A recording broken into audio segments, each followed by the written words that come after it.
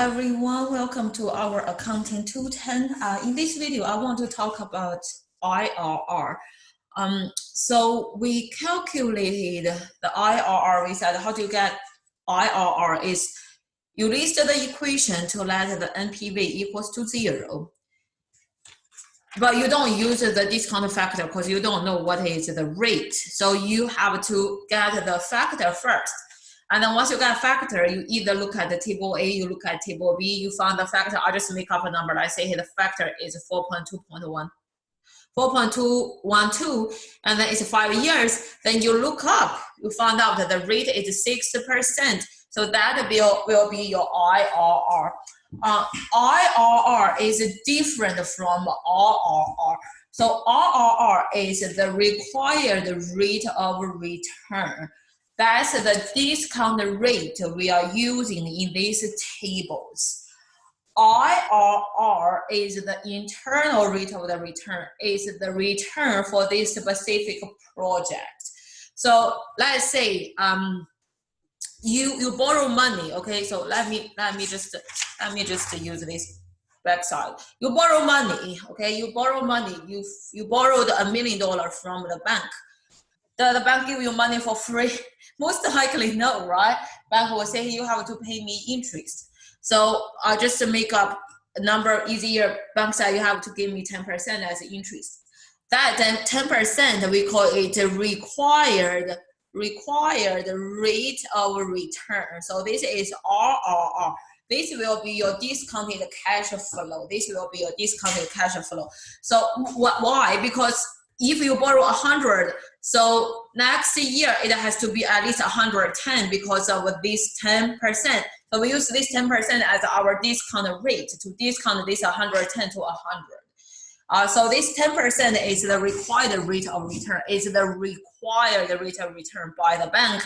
Is also the discount rate. So once you get this $1 million, and then you can invest, right? You have 3 projects to invest. Let's say you can invest in an ice cream store because I want to eat ice cream. You can buy a gas station, or then you can buy an apartment and then rent it to students, right? You can do this. So you have project 1, project 2, and project 3. You have 3 projects. And once you invest, you want to know, hey, what's the return for this project? What's the return for this project?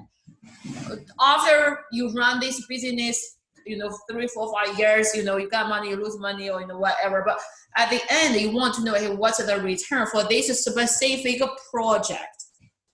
After calculating, you set the NPV equals to 0, you get the return, and then you find out the ice cream return is 12%, the gas is 10%, and the apartment is 8%. Let's just make up some numbers. This return will be called the internal rate of return for this specific project. This return will be called as the IRR, internal rate of return.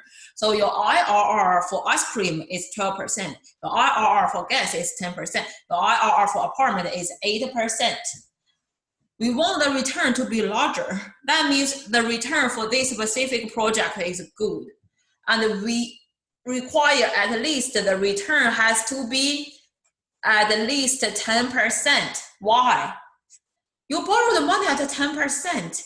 Let's look at the part. You borrow the money at 10%, but this project only gives you 8%. You think it's a good deal? You actually lose money. You borrow the 10%, you only got 8%. That's not a good deal. You definitely will lose money. For the gas, you borrow at 10%. This project, the IRR is also 10%. So that means you basically don't lose, you don't earn. So it's break even, right? Kind of break even.